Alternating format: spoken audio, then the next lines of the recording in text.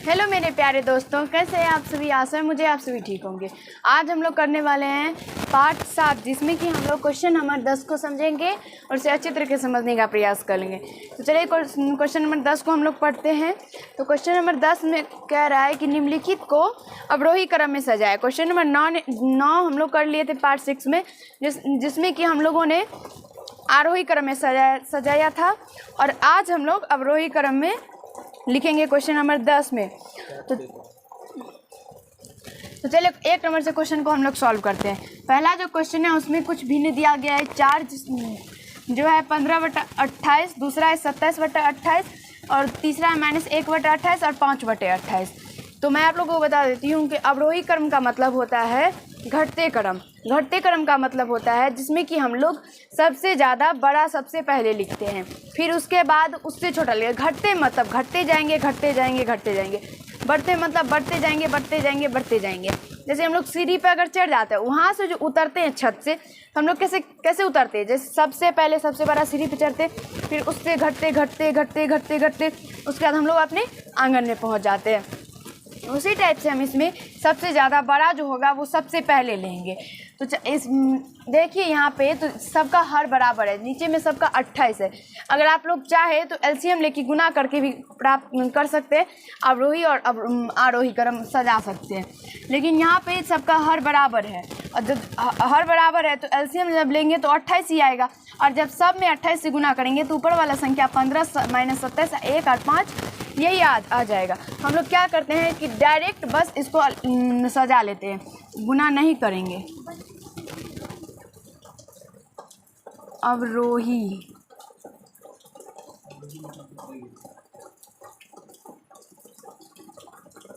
अवरोही क्रम। अब इसमें जब हम लोग देखते हैं तो देखिए ऊपर में क्या है, 15 - 17 1 - 1 और 5।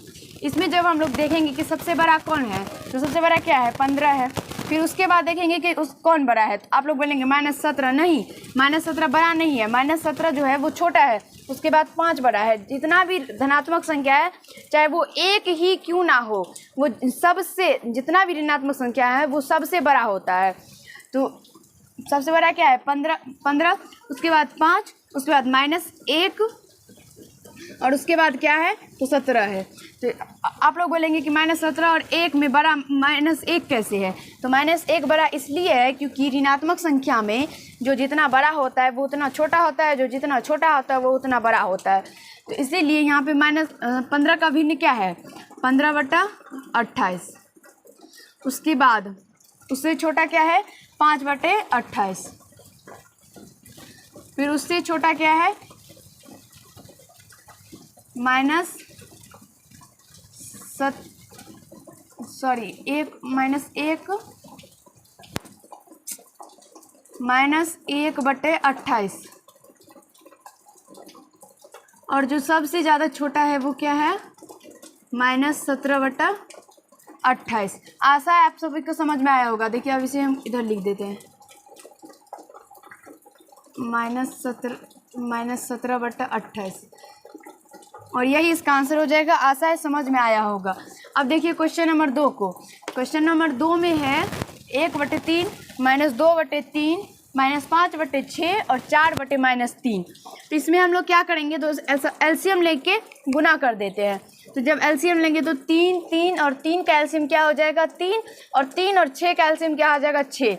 अब 1/3 में हम 6 से गुना करते हैं, 3 दूना 6, 2 आया। उसके बाद -2/3 में 6 से गुना करते हैं, कट जाएगा, 3 दूना 6 -4 आया।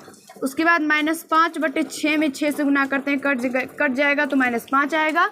फिर 4/-3 में 6 से गुना करते हैं, ये कटेगा तो 2 और -8 आएगा। तो यहाँ से देखिए ये सारा संख्या प्राप्त हो गया। अब संख्या के माध्यम से हम लोग निकाल सकते हैं। यहाँ से हम लोग लिख देते हैं अवरोही क्रम।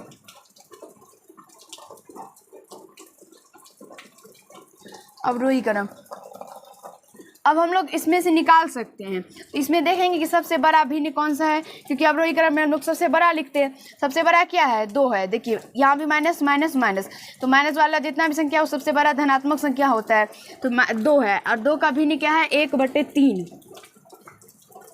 1/3 अब इसे हम लोग छोटा ढूंढते हैं। अब देखिए -4, -5 और -8 में सबसे ज़्यादा छोटा क्या है? तो सबसे ज़्यादा छोटा जब हम लोग देखेंगे तो इसके बाद हम लोग देखते हैं कि सबसे छोटा क्या है। तो यहाँ पे देखिए -8, -5 और -3। तो ऋणात्मक संख्या में क्या होता है, जो जितना बड़ा होता है वो उतना छोटा होता है। तो यहाँ पे जब हम लोग देखेंगे कि कौन सा सबसे ज़्यादा बड़ा है, तो -8 बड़ा है, इसका मतलब ये -8 जो है वो सबसे ज़्यादा छोटा है, लेकिन इसमें हमें सब बड़ा लेना है, तो ये छोटा हो गया। उसके बाद देखिए -5 और -4, -4 और -5 में बड़ा है, तो -5 जो बड़ा है तो इसका मतलब ये छोटा है। तो यहाँ पे क्या है, -4 लेंगे, तो -4 का भिन्न -2/3। इसके बाद जो हम लेंगे वो क्या है, -5 और -5 का भिन्न -5/6। और जो सबसे ज़्यादा छोटा है वो क्या है, 4/-3। आशा है आप लोगों को समझ में आया होगा, दिक्कत कठिनाई समस्या नहीं हुआ होगा।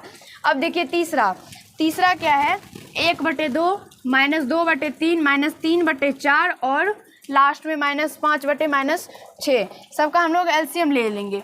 जब एलसीएम लेंगे तो देखिए 2 और 4 का एलसीएम निकालते हैं, तो 2 4 का एलसीएम क्या होता है, 4 होता है।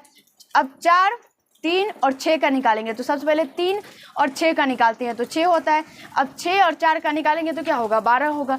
अब सब इस गुना कर देते हैं, तो 1/2 गुना 12 कटेगा तो 6 आया, -2/3 गुना 12 को काटेंगे तो 4 और दूना 8, -3/4 गुना 12 काटेंगे तो 3 और 3 -9। उसके बाद -5/-6 गुना 12, इसको काटेंगे तो 6 दूना 12 और गुना करेंगे तो क्या होता है, इसको गुना करेंगे तो 10 होगा। अब बोलेंगे कि यहाँ पे 10 कैसे हो गया, ये माइनस कट जाएगा, तो आप 5 को 2 से गुना करेंगे तो क्या होगा, 10 हो जाएगा। अब इसमें हम लोगों को सबसे ज़्यादा बड़ा कौन सा है वो लेना है, तो यहाँ से हम लोग लिखते हैं अवरोही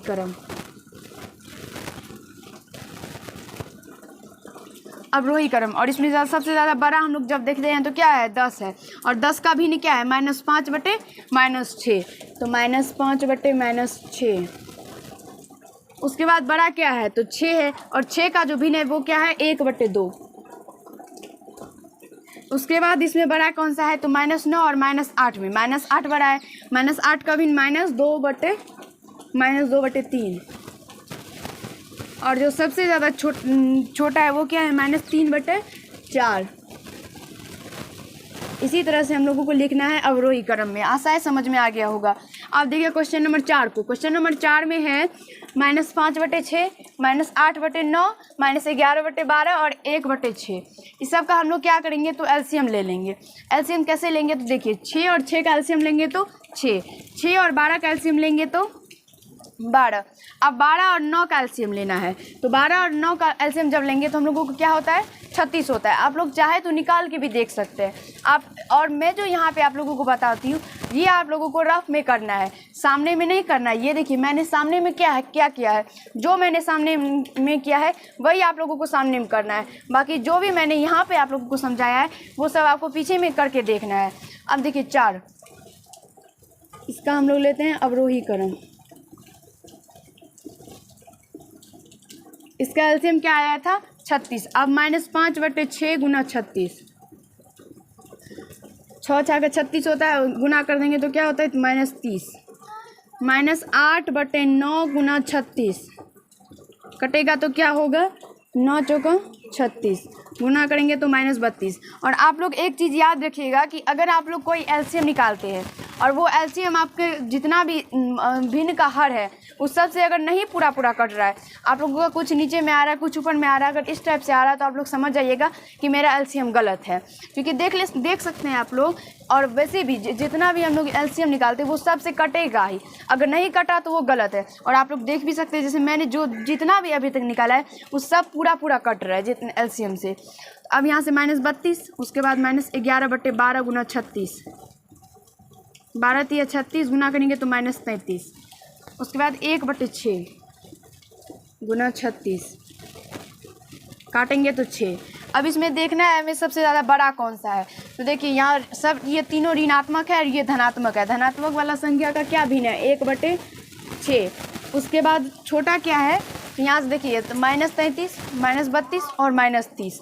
तो -32, -33 और -32, इसमें जब हम लोग देखेंगे कि सबसे ज़्यादा छोटा क्या है, तो ये 30 जो है, ये 32 जो है, ये 33 जो है, इस तीनों में ऋणात्मक संख्या में क्या होता है, जो जितना बड़ा वो उतना छोटा। तो इसका मतलब है ये 33 जो है वो सबसे ज़्यादा छोटा है।